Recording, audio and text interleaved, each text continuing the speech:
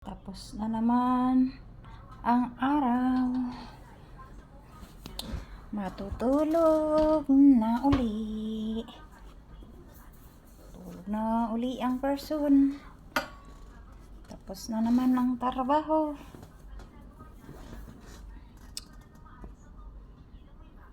Bukas, another work na naman. Another trabaho na pod.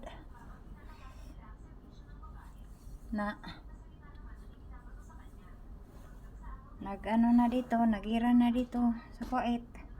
Na ano na yung airport. Sana sa malayo lang. Sana safe ang lahat, mga kababayan.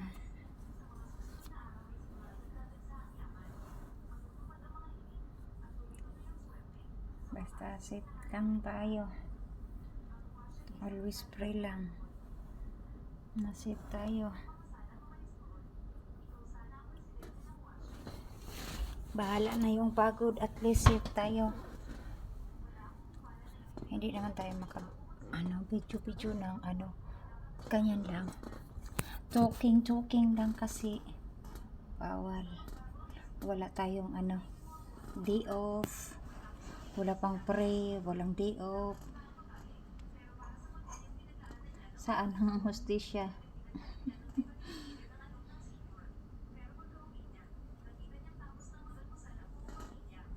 Tapos wala pa sa amin yung passport namin, wala pang civil ID. Saan ang hustisya? Ang hirap, no? Pag OFW. Tapos yung mga anak natin hindi na-appreciate yung mga ginagawa natin ba? May mga anak talaga na ganyan, no? Na hindi na-appreciate yung paghirap mo. Parang baliwala lang sa kanila. Laging nagkakating ng hindi magkakating sa eskwelahan, hindi iniisip yung hirap ng mama dito sa ibang bansa. Bakit kaya ganun, no? Ang hirap. Hindi nila ma-appreciate na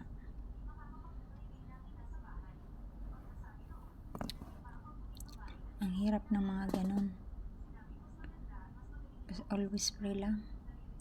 Kami kahit ang daming problema, nakuha pa rin ngumiti sa harap ng iba. Hindi namin pinadama na may problema kami or may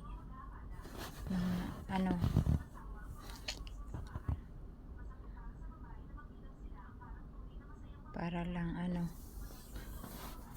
maging okay. Hirap pero okay lang. Laban. Basta nandyan si Lord. Okay lang yan. Kayang-kaya.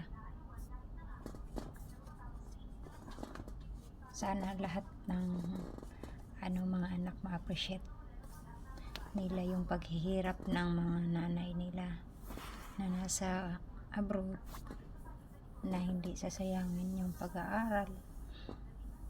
Kasi mahirap talaga.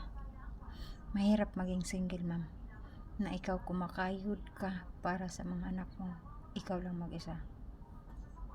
Tapos yung mga anak mo magkakating pa, hindi sa school.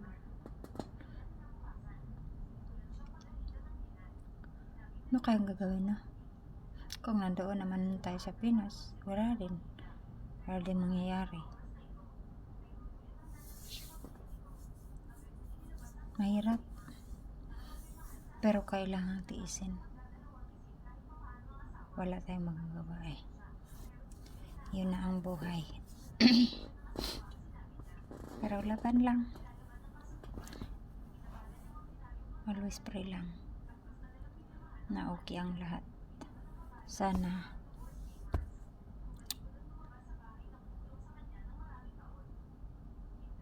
Sana nga yayaman ako.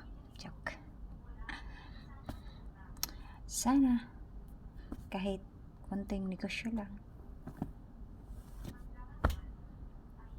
na hindi nalalayo sa mga anak. Pero kailangan eh.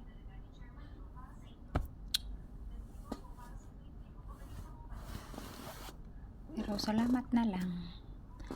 Salamat sa Lord. Salamat sa panalangin araw-araw.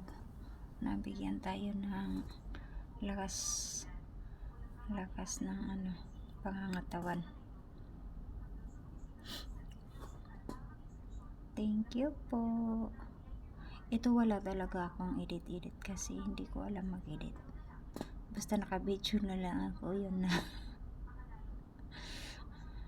Salamat po sa lahat. Good night everyone from Kuwait. Ingat ang lahat po.